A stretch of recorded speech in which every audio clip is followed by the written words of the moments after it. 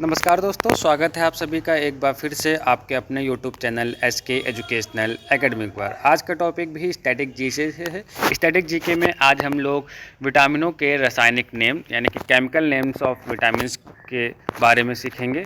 ये एग्ज़ाम में एक क्वेश्चन बन जाता है, तो इस बहुत इंपॉर्टेंट टॉपिक बोला जाता है इसको हम लोग एक ट्रिक के माध्यम से सीखेंगे। और ऐसे तो याद करना मुश्किल है, बट एक छोटी सी ट्रिक मैंने यहाँ पर लिखी हुई है। ट्रिक से आप लोगों को बहुत जल्दी याद हो जाएगा। तो चलिए टॉपिक को स्टार्ट करते हैं। टॉपिक है हमारा विटामिनों के रासायनिक नाम।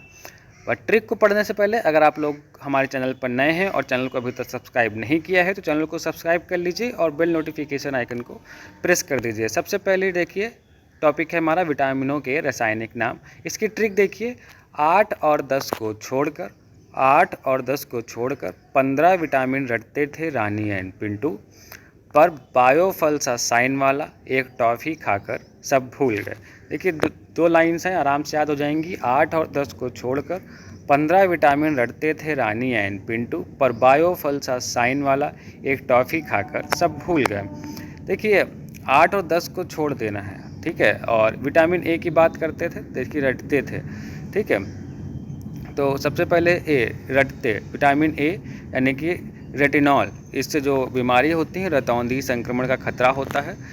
और फिर है थे, B1, विटामिन B1 थे यानी कि थायमिन, इससे विटामिन बी की कमी से बेरी नामक रोग हो जाता है। ये भी एग्जाम में पूछा जाता है कि कौन सी विटामिन की कमी से कौन सा रोग होता है और इसका रासायनिक नाम क्या है, तो ये भी मैंने यहाँ पर कवर कर लिया है।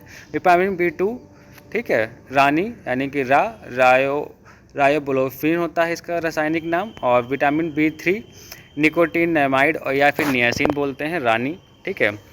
और B4 एंड एडिनॉन होता है इसका रासायनिक नाम, पिंटू, रानी एंड पिंटू। तो B5, विटामिन B5 यानी कि पिंटू, पेटोनिक अम्ल इसको बोलते हैं। विटामिन B6 पर पैरिडॉक्सिन इसको बोला जाता है रासायनिक नाम, केमिकल नेम विटामिन B6 का। विटामिन B7 का है बायोफल सा, तो बायो यानी कि बायोटीन। और विटामिन B9, 8 और 10 को छोड़ ही देना था, तो विटामिन B8 और 10 को छोड़ देंगे।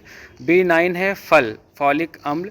और विटामिन B11 है फलसा यानी कि सैलिसिक अम्ल और साइन वाला, बायोफलसा साइन वाला।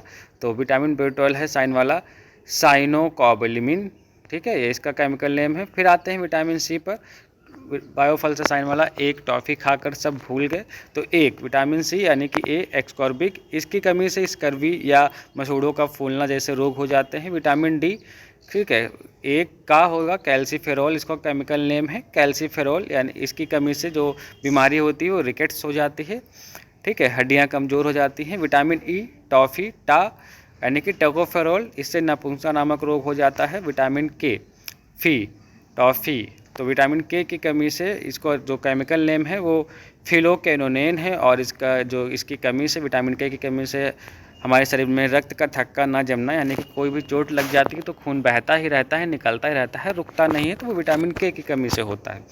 तो ये सभी विटामिन के रासायनिक नाम थे और किस विटामिन की कमी से कौन सी रोग हो जाते हैं ये हमने इस वीडियो में जाना। और इसको एक ट्रिक के माध्यम से जाना है। आप इस ट्रिक को कहीं पे राइट कर सकते हैं, नोट्स बना सकते हैं वीडियो को पॉज कर। बहुत ही इंपॉर्टेंट टॉपिक था, ज़्यादातर एग्जाम में पूछा जाता है। देखिए आगे एक और, देखिए यहाँ पे विटामिन कीड़ा लिखा हुआ है, देखिए एक डायग्राम बनाया है हमने कीड़ा, और कीड़ा लिखा हुआ है KEDA। तो कीड़ा जो है क्वेश्चन ये बनता है कि वसा में घुलने वाले विटामिन कौन कौन से हैं या वसा में घुलने वाले विटामिन कौन से नहीं हैं, ऑब्जेक्टिव में पूछ लेता है। तो देखिए कीड़ा, विटामिन के, विटामिन ई, विटामिन डी और विटामिन ए जो है वसा में घुलनशील होते हैं, ठीक है। और विटामिन AC जो होता है, ठीक है, विटामिन AC जो होता है ये जल में घुलनशील होता है, ठीक है। और अगर आप B1 B2 इस तरीके से नहीं याद कर पा रहे हैं तो आप एक शॉर्ट टॉप भी है, रथ पर एक टॉफ़ी, जिसमें आपसे vitamin A B C D K इस तरीके से रथ पर एक टॉफ़ी की ट्रिक से भी आप याद कर सकते हैं। तो कीड़ा वसा में घुलनशील है और AC जो है जल में घुलनशील है, ये भी एग्जाम में पूछा जाता है। तो इसको जो है आप लोग कहीं पर नोट कर लीजिए, अच्छे से नोट्स बना लीजिए। और अगर वीडियो आप लोगों को हेल्पफुल लगी है तो वीडियो को लाइक ज़रूर करिए, शेयर ज़रूर करिए और हमारे चैनल पर बने रहिए। Keep watching.